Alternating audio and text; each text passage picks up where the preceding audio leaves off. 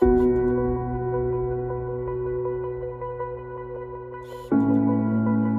does an idea that starts in a single Jabil division capture the imagination of engineers across Jabil? It starts with a bold vision.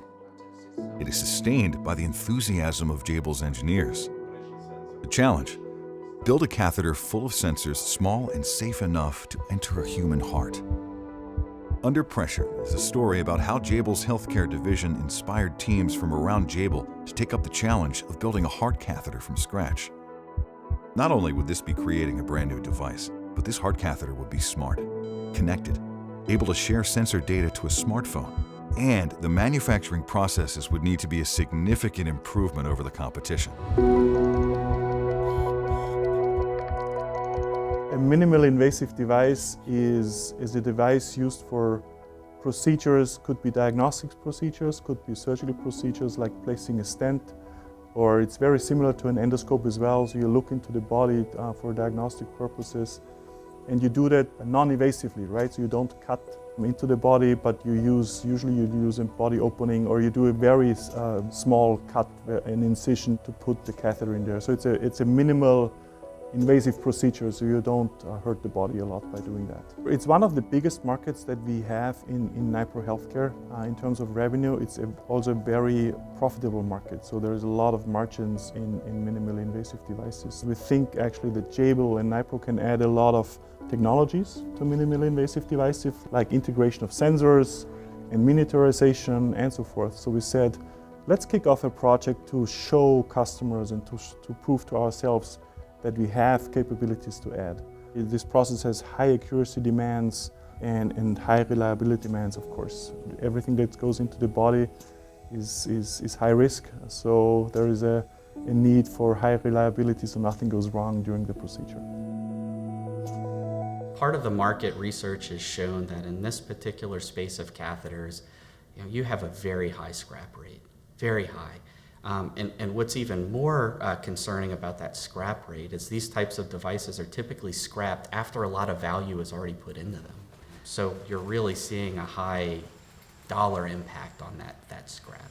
And some of those challenges are connectorizing the sensor, running the wires through the catheter. We're an electronics company. We connect sensors, we run wires all day long, right? So we feel like we had some ability to play in that space. Now, the challenge in this space is it's small. We're talking about wires that are 38, 40 gauge, wires that are smaller than the diameter of a human hair. That you have to run over the course of a yard, a meter in length, and then at the end of the day be able to know wire one on this side and correlate it to wire one on that side. And then after you do that, intricately soldering and assembling these wires together and then bonding and integrating the sensor into the device. So there's a lot of cool factors at play. There's miniaturization, there's advanced assembly, some of our key and core strategic initiatives and capabilities that we're investing in.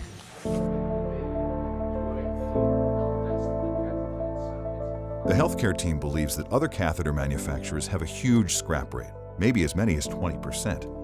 What if Jabil really could create unique processes that significantly reduced waste? The opportunity is fantastic, but the team faces some serious challenges. Ilya Zaitchik, a veteran radio frequency engineer from Jabil's Engineered Services Group, has developed everything from Bluetooth headsets to satellite systems in his career.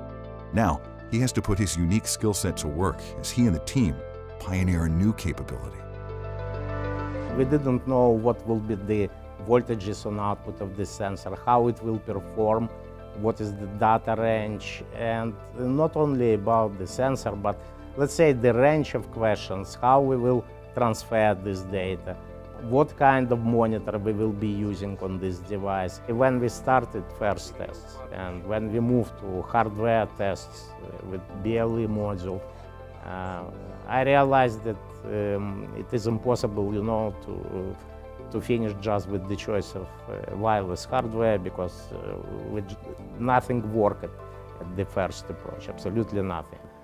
We didn't understand why the data is so strange, the values didn't correspond to our expectations, we didn't understand whether we have correct data from pressure sensors.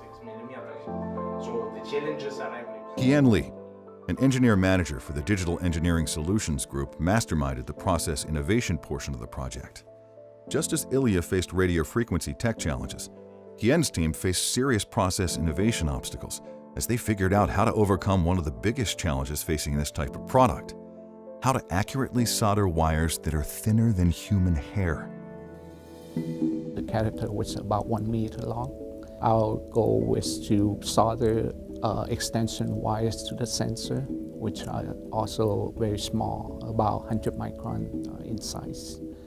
We had to solder 6 wires to the extension wire, and then we had to route the extension wire through the catheter itself, which is a difficult process in itself.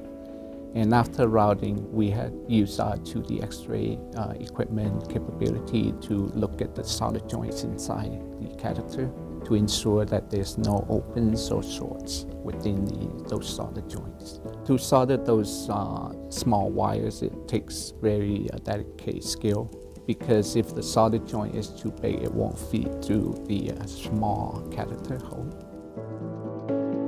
Finally, Ilya, Hien, and their teams overcame the connectivity and process innovation challenges. But there was still another part of the project: the device housing. It was time to engage the Jabil additive manufacturing team. What we can do in additive manufacturing is sort of bring the iteration time down. So every day or so we can give them a model and they can try it out, test it, make revisions, and we can print the next version the next day.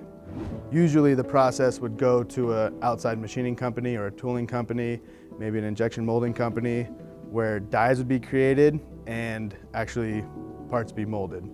Now the first 3 or 4 iterations are usually not what the engineers want. So each time they're getting a new die cut and new parts molded. And each of those iterations can take between 2 and 5 weeks with a high price tag attached to it. I think the ability to minimize the entire enclosure down to 3 parts, 3 printed parts that all fit together on non-critical surfaces, leaving the critical features and critical dimensions basically as is from the printer, allows them to sort of maintain a tighter tolerances on those critical features. We were able to come together and bring teams from all different facets of Jabil, whether that's the Digital Engineering Solutions Group, whether that's the healthcare group in Shanghai that that contributed to the software development in Ruby, whether that's the additive manufacturing group, which allowed us to develop the platform and prototype the platform quickly. We had the automation teams involved to make sure that as we're thinking about these processes, we're thinking about the manufacturability and how they could ultimately be implemented. So it was really a huge effort, a collaborative effort. So I think in a nutshell, it's the global resources and the global capabilities and technologies we have because of so many different products we serve with so many similar requirements, so we can leverage a lot of technologies from other divisions into healthcare and in particular into that domain, which just other customers don't have because they only serve their medical market. The Smart Heart Catheter project is crucially important to Jabil for so many reasons. Not only is it a superb example of collaboration across divisions, it shows how vision can become reality with enough teamwork and enthusiasm. It's the beginning of a platform on which Jabil can expand to numerous other catheters and even other markets. Best of all, this Smart Heart Catheter gets medical professionals a step closer to saving lives.